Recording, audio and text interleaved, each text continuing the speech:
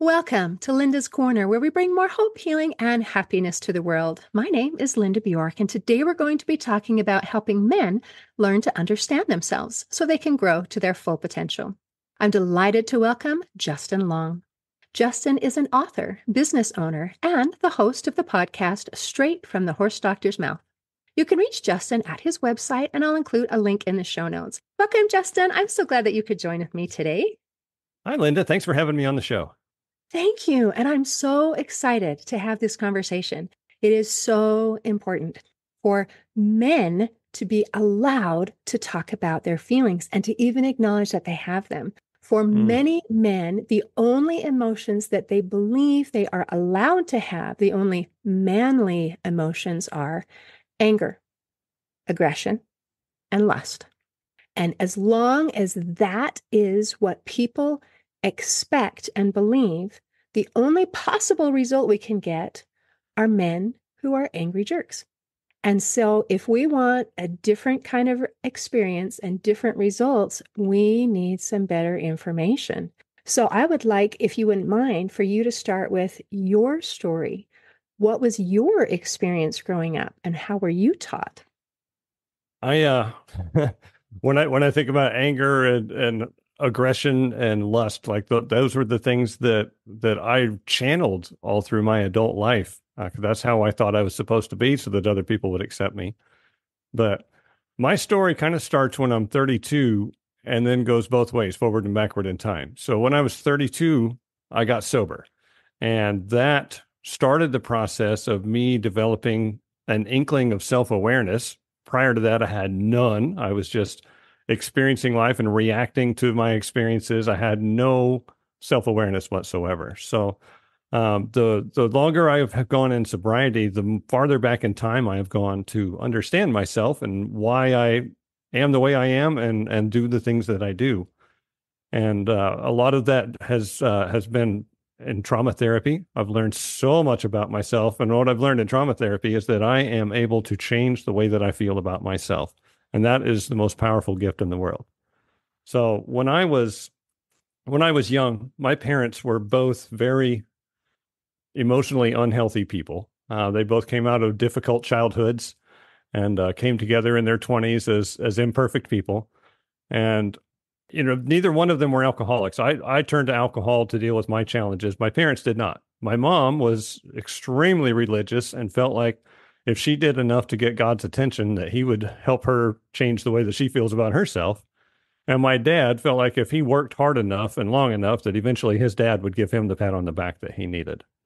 And neither of those things happened before they died. But my dad, as a workaholic, extended that onto me. So as a young child, as far back as I can remember, I would have a long chores list to do every day after I got home from school. And then my dad would come home and we would go inspect those chores. And like stacking firewood was one of my things. And we would go inspect the firewood stack. And if there was any pieces sticking out the front or the back, or if it wasn't all the way to the top and flat across the top, I would get a spanking for each of the pieces sticking out of the stack. So, and it was that way with all of my chores. We would go find the shortcomings and I would get a punishment for that. And so I learned from my dad that I will never, ever be good enough to not get the spanking. I got the spanking every day. And so I learned that no matter how hard I try, I'm never going to make the mark. I'm going to fall short. And that the carrot is always there. And I want to chase the carrot, but I can never get the carrot. And my mom, on the other end of that, my mom was not a disciplinarian. She would, when I would act up and run around, make too much noise or whatever, she would make me pull the big trash can in from the curb, and I would have to sit in that and think about what I did until my dad got home. So my mom, my other primary caregiver, is throwing me away, and I found myself incapable of ever challenging those beliefs about myself because my parents made me believe that they're always right, no matter what. I can't question them, right? So my mom's putting me in the trash. My dad's spanking me no matter what I do. So I formed, all of these self-beliefs that I carried into adulthood that I never questioned. I never thought for a second that my parents were wrong about who I was. And so those insecurities that I had were just prominently displayed in everything that I did. And that was in my work life and my home life and my friends. Like everything about my life was dominated by the insecurities that I had. Like I couldn't accept criticism. It's one of my biggest ones. When especially from a supervisor, somebody that's in charge of me tries to correct me or tell me that I've done something wrong. I had such an incredible over the top knee jerk reaction to that, that, I was ready to fight to the death to defend myself. And it had nothing to do with the current situation. It had everything to do with how I believed about myself because of my dad's uh, inability to give me proper motivation. And so in my relationship, I was in a long-term relationship in my 20s, but I needed acceptance over and over and over. I couldn't accept myself, so I needed my acceptance from someone else. And I sought that through sexual attention. And we would go to the bar and get drunk, and I would chase every woman in the place trying to get somebody to pay attention to me so that I could feel good enough about myself to get through the day. And that kind of behavior dominated my life all through my 20s. And by the time I was 32, I still hated myself so bad that I couldn't stand waking up every morning because I would feel filled with shame from whatever I did the night before, whether I did anything or not. But the alcohol wasn't working to make me feel okay anymore. And and I got to a point where I just had to stop doing what I was doing one way or another. And I didn't really particularly care if that was a permanent stop to life or if that was just a shift in direction. But I knew that I couldn't go on the way that I was. Wow. Wow. Justin, through your story, you have shared such a wealth of information. Let's go back and unpack some of this. Some of the things that I picked up were, I don't even know where to start because there's so much. Some of the coping mechanisms, the things that we do when we feel like we're not enough. And you gave us 3 very different options, which is very interesting. You talked about alcoholism, which is a very common coping mechanism, so that I don't have to feel all of these things that I'm feeling. And another thing is that workaholic idea, where there's a thought that maybe if I work hard enough, then I will be good enough. And there's a hole. There's a hole inside us with all of these. And we're hoping that these coping mechanisms will fill that hole. And they don't. And no matter Yeah. how hard we work, it's still not going to fill it. And your father made sure that you learned that same lesson, that no matter how hard you work, no matter what you do, it will never be enough. And I'm going to point out consistently and constantly why and where you are not good enough. It was also interesting in the example that you shared about your mother, which is a common but less talked about method of coping. And that is trying to please God and trying to earn his love. And again, there's a hole. But the way that we understand God is that he is someone who is never satisfied and believes that we are never enough. When that is our relationship with God, it has that same unfilled hole that goes forever and ever. And yet people who use that coping mechanism are trying to do good and be good, but their understanding of what being good and doing good looks like is not something that brings them joy. So those coping mechanisms, it's fascinating that you brought up 3 such different things. And I was going along fine in your story until you got to the point where you said your mother threw you away. That was the message that you picked up. And that brought tears to my eyes. Because that feeling, I'm garbage.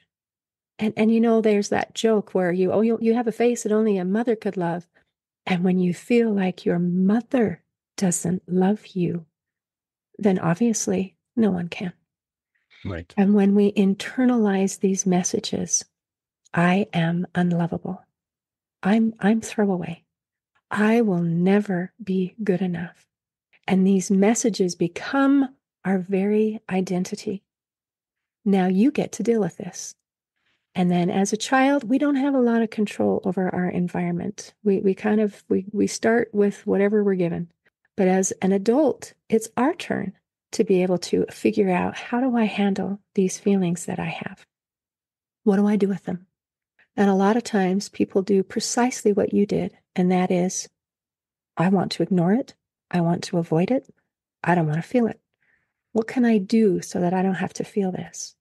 And turning to alcohol, turning to chasing women, that desire. Can somebody please make me feel loved for just a minute? Because now I have a giant hole in my heart that says, I'm not enough. I'm garbage. I will never be good enough no matter how hard I try. Can someone please fill that hole? And we are seeking for someone to fill it. And when they fail us, we think, well, you failed me. And we don't recognize that this hole is our responsibility to fill. And I'm sorry that you got to a dark place. And yet I'm grateful that that was enough to flip the switch so that you were ready to change and become something more. So if it's okay, can you please help me walk through the process of how did you fill that hole and recognize, you know what? I have value. I am worthy and deserving of love. I am good enough. I am. It took me a long time to get there. It started out with not drinking, trying to get some clarity on my life. I got sober in a 12-step program. And 2 years into that, I met my mentor. Is a guy named Roland Mora, and he was an old gay one-eyed Apache Vietnam veteran yoga instructor, just long hair, glass eyes, staring out into space, but so much presence. He was terrifying, but he was also like the most Zen guy I've ever met in my life. So, he changed everything about my life and got me pointed in a different direction. And I owe him an incredible debt of gratitude. But he took me through a workbook called A Gentle Path Through the 12 Steps by Patrick Carnes. And that is like a 250-page workbook. It took me a year to get through that, of just self-discovery, answering question after question after question. And I filled up notebooks and notebooks with my answers. And it made me look at myself, which was something that I had never done before. It made me look at my family history. It made me examine like patterns of behavior. And when I do this, this happens, or when I feel this way, I do that, and that makes me feel better. All these things I'd never really thought about before. And that made me realize that I was wearing about 1,000 masks. I had so many layers piled on, hiding who I am, trying to become somebody that I feel like the world will accept. And I had to discard all of that. I had to peel off layer after layer to try to get down to who is Justin, and like what do I believe about myself, and are these things even true? And I had so many, not even beliefs about myself, but my beliefs about the world, that I inherited from my parents. I had beliefs that I manufactured or pulled from other people because I thought that, that would help fill out this persona that the world would approve of, and that people would think that I was a big tough guy, and all of the stuff that, my dad dominated everything about my existence. And so my perception of how to be a successful person who feels good about themselves is to dominate everything around you, like my dad did. And so I was in such pursuit of that all through my 20s, just trying to find some corner of the world that I could dominate so that I could feel good about myself. And so, but that's not who I am in my heart. And I had all of these behaviors and beliefs put in place to prop up that persona. And I had to get rid of all that stuff. And when I really got down to the core, like a blank slate on my real identity, the first thing that I did was try painting. Um, which is something that I never ever would have tried in a million years because it was not masculine enough, right? It was somebody would see me doing that and make fun of me. And turns out I like painting. I like it a lot. And early in sobriety, I needed to fill 8 hours a day with not drinking. So I had a friend of mine that I worked with that started coming over after work, and we would play guitars. And turns out I really like making music, and that grew into a band. I built a recording studio in my living room, and those experiences in my early recovery of just exploring new spaces and inviting different experiences into my life and not worrying about what other people think of that it started a little bit of a shift of direction for me. And I think I was about 6 years sober before I finally made it into therapy. But therapy is where I really started making the big changes. But I needed all of that precursor work to even get okay with the idea of therapy, because therapy was another one of those things that was on my taboo list because people wouldn't think that I was tough if I went to therapy.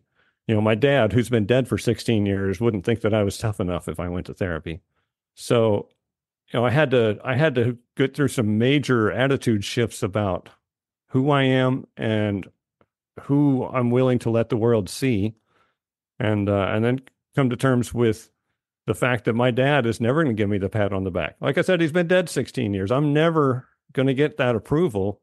I need to stop living my life in a way that I think that he might approve of, and abandon that. So I had to get through some of that. And by the time I got into trauma therapy and experienced EMDR, I was wide open to the idea of all this stuff. I had made enough progress in my life and enough changes to believe that there was for real hope on the horizon. But even at that point, I think I was 43, 44 when I started trauma therapy. So I'd been sober for 10 or 11 years working on changing my life, but having given up my big major coping tools. I quit drinking and I quit smoking, and I hadn't changed the way that I felt about myself yet. I still hated myself on the inside. And like you can't live that way long term. You can't do it. Like you have to find something to numb that. And so I was another disaster waiting to happen if I didn't address that. But in trauma therapy, I got to experience EMDR. And EMDR is a form of trauma therapy that allows us to access traumatic memories and change the emotions that are tied to those. And so I sat down with my therapist for a year, every week, every Thursday. We would sit down for an hour and revisit these childhood experiences. I would stand beside my dad and my 8-year-old self in front of the firewood stack with my adult perspective and my team of supporters that I had with me that was, who made me feel safe. And for me, that was Bob Ross and Gandalf. And I know that those two guys will remain calm and they can handle anything that happens. And they protected me from my dad and my fear of everything that was involved in those situations, right? But I would stand there and I would look at that firewood stack and I would know as an adult, I know that I stacked the firewood every day. I did a good job. The house was never cold. All of our needs were met. I was fine. My dad didn't know how to handle that situation, how to be a supportive dad, but that had nothing to do with me and the effort that I made. And when I would, go stand by myself in 10-year-old Justin sitting in the trash can, I was able to recognize that, 10-year-old Justin is sitting in there beating himself up because he couldn't keep his mouth shut. He got too excited. He knew that was a possible consequence. But the reality is, no sane parent ever puts their child in the trash can like that. Like that had nothing to do with me and my behavior and who I was. That had everything to do with my mom. That was her shortcoming, not mine. And so I did that over and over and over with 1,000 different experiences. And I finally, throughout the course of all that, came to terms with the fact that I was fantastic as a kid. Like I was always capable. I did all of the things that I needed to do. And all of the bad things that happened had nothing to do with me. I was the one who was there, and it was bad circumstances, but it had nothing to do with me and who I am. I was amazing. I did all of the chores. I did all of the things. My value doesn't come from my parents' opinion of me. Like I was able to recognize and separate my parents' challenges for me and my challenges. And that changed everything because when I suddenly had this positive perception of who I've always been, that changes my perception of who I am now. And I'm amazing. Like not only did I endure all that stuff, but I never let it crush me. It didn't defeat me. I went on and pursued a better course in life. I didn't stay in the pit of despair that I was in when I was in my 20s. I mean, yes, that stuff happened. I did a lot of bad things in my 20s, but of course I did. There was never any other way that was going to go. Like when you have childhood traumas and adverse childhood experiences, you are going to find some sort of compulsive behavior to engage in until you find some mental health that gets you past all that. And so I was able to recognize that and understand it for what it was and forgive myself for being a maniac that was out of control. That the fact that I managed to change direction out of that and get out of the nosedive and do something positive with my life is another reflection on me that I am doing good things and I'm a good person and I have value and I don't have to crucify myself for someone else's shortcomings. So trauma therapy changed everything about my life. It changed my understanding of who I am. It changed my belief from self-loathing to self-love.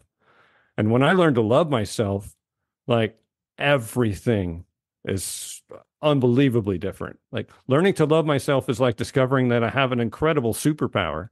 And I'm so excited about that. Even 5 years later, I think about it every day and I'm excited to go find something new to add into my life and try to contribute to the world because this is an amazing way to be.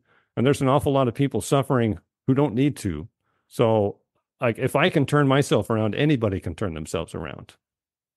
Wow, Justin, I just want to stand and cheer. What a beautiful success story. And as you spoke about the way you feel about yourself and you recognize, I am a great person. I am worthy and deserving of love. I love myself. And then you also recognized you were always this person who was worthy and deserving of love. And those narrations that before you absolutely believed the messages that your parents gave you, whether they intended to give them to you or that's just the way that you interpreted it, was I am worthless, I am garbage, I will never be good enough. And through working through all of the steps that you have taken, you recognized that the truth is that you were always worthy and deserving of love and respect. You were worthy of being seen and heard and cared for. And that is so important. We talk about the truth will set you free. If whatever we are believing about ourselves is making us miserable and feel bad about ourselves, that means we haven't yet found the truth. And when we talk about entering into therapy and trying to deal with these things, many people are afraid because that hurt. And I don't want to go there again. I don't want to look at that. I don't want to remember it. I don't want to bring it up. But it's not going into the pain that is our final goal. The final goal is to get through that so that we can find the truth, which in every case is going to be, I am worthy and deserving of love. That's right. And if we can get to that point, then so many things just fade away. And I also really appreciated how you talked about forgiving yourself. You look back and say, I was always worthy and deserving of love. But that doesn't mean that I didn't make a whole bunch of mistakes along the way. It doesn't mean that I didn't make some really bad choices. But I know why I did that. I know where that came from. And now that I have better information, I can make better choices. And if there's something that I need to fix, I can fix it. I'm so proud of you that you were able to take care of the addiction. A lot of times it's really hard to get rid of an addiction when the underlying cause is still eating at us.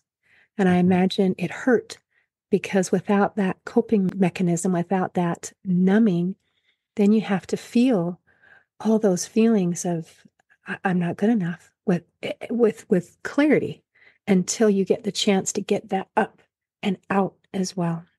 Oh, so proud of you. Man. Okay, so shout it out to the world.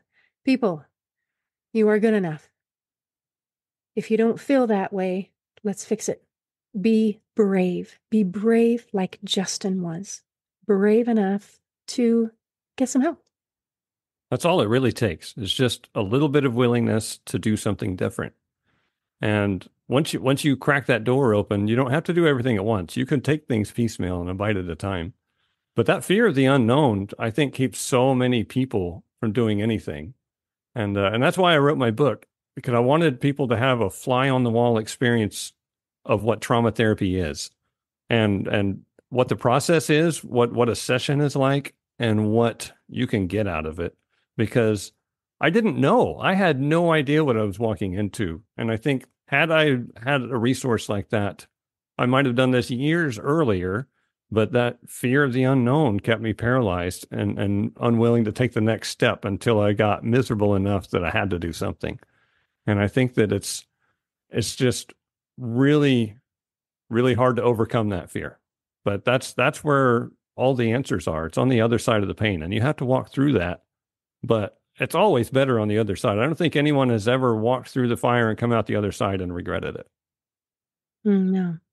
But if you walk into the fire and then stay there because you gave up, it hurts. You got Definitely. to get all the way through it. That is Got to keep amazing. going. So, that fear of the unknown. And now, as we're having this conversation, I hope that that alleviates fear for some people, hopefully, a lot of people. One is that it's better on the other side, it is worth it. And another is through your book, is you're getting rid of some of the unknown. It's not a complete walk into the dark. It's, well, let me figure out what Justin did. That's not so bad. I could do that. I could do that. Right. So you are empowering people by giving them this information so it's not so scary.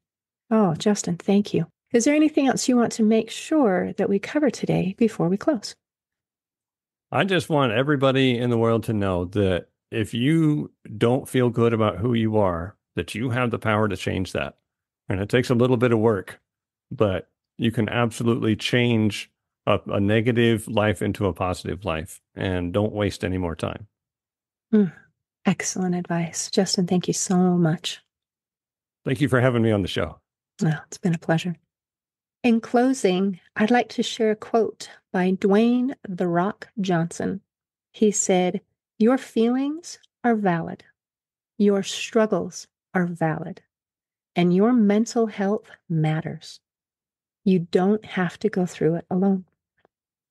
Today, I invite our listeners to embrace mental health, to learn how to understand yourself, and to heal. See you next time on Linda's Corner. Thanks for listening. Please share and subscribe to help us reach new listeners. And if you'd like to heal your life from the inside out, there is a free video series at hopeforhealingfoundation.org. Just click on the Free Stuff tab. I also invite you to grab a copy of one of my books, like Crushed, A Journey Through Depression, and You Got This, an action plan to calm fear, anxiety, worry, and stress. See you next time on Linda's Corner.